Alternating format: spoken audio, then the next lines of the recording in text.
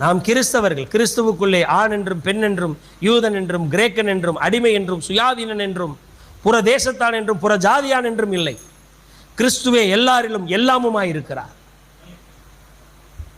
அப்ப நமக்குள்ளே ஒரு ஜீவனத்தின் பெருமை, நம்முடைய இனத்தை குறித்து, நம்முடைய மொழியை குறித்து, நம்முடைய வாழ்வியலை குறித்து ஒரு விதமான பெருமை நமக்குள்ளே உற்பத்தியாகும் என்று சொன்னால், அருமையான தேவனுடைய பிள்ளைகளே, அது உலகத்தினால் உண்டானது, உலகத்தில் உண்டானது.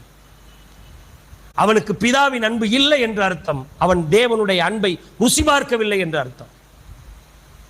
இன்னும் நான் என் இனத்தான், என் உறவு என்று நான் மனிதர்களை தரம் பிரித்து பார்க்கிறவனாய் இருக்கிறவனாய் வாழுகிறது வரையில் நான் கிறிஸ்தவனாய் வாழவில்லை, நான் சனாதனியாக நான் வாழ்கிறேன்.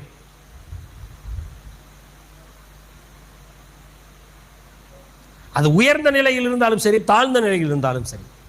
உயர்ந்தவர்கள் தான் அதை பார்க்கக்கூடாது, தாழ்ந்தவர்கள் பார்த்துக் கொள்ளலாம் என்றும் அர்த்தம் அல்ல. தாழ்ந்தவனும் தன்னை தாழ்ந்தவன் என்று சொல்லாதே, உயர்ந்தவன் தன்னை உயர்ந்தவன் என்று எண்ணாதே. சக மனிதனை மனிதனாய் நேசிக்க தெரியாதவன் தேவனிடத்தில் அன்பு கூறுகிறவன் அல்ல.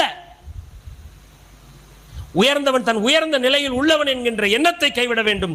தாழ்ந்தவன் தான் தாழ்ந்தவன் என்று பேசுகிறதையும் அந்த எண்ணத்தையும் அவன் வேறறுக்க வேண்டும். நாம் மனிதர்கள், நாம் தேவ பிள்ளைகள், நாம் தெய்வத்தினுடைய சாயல். ஜீவனத்தின் பெருமை நமக்குள்ள என்ன செய்யக்கூடாது? வரக்கூடாது. எங்க குலம் தெரியுமா, எங்க கோத்திரம் தெரியுமா, இருக்கட்டும். என்ன அதுல? அதனால் என்ன மேன்மை? அதை கொண்டு போய் பரலோகத்தில் காட்டி நான் இன்ன குலத்தான், நான் யூதன் என்று சொன்னதினால் பரலோகத்தில் ஒருவனுக்கு இடம் கிடைக்குமா என்றால், கிறிஸ்துவுக்குள் இருந்தால் அவனுக்கு இடம் உண்டு, இல்லை என்றால் இல்லை.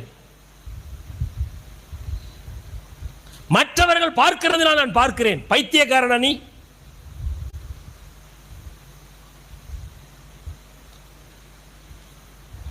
மற்றவன் சாக்கடையை மோந்து பார்த்ததுனால நானும் அந்த சாக்கடையை மோந்து பார்ப்பேன் சொல்லுவே நீ? சாக்கடைன்னு தெரியுதுல்ல. மற்றவன் சாக்கடையில் குளிக்கிறாங்கிறதுனால நானும் அந்த சாக்கடையில் இந்த சாக்கடையில் இறங்குவேன் நீ? தூய ரத்தம் கொண்டு கழுவப்பட்டு தூய நதியினால் நீராடி பரிசுத்த பிள்ளைகள் ஆக்கப்பட்டவர்கள் அல்லவா நாம்? அறிவு வேண்டாம் நமக்கு? என்னை கழுவின ரத்தம் ஒரே ரத்தம். என்னை கழுவின ரத்தம் தான் இன்னொரு சகோதரனையும் கழுவி இருக்கு, இன்னொரு சகோதரியும் கழுவி இருக்கு.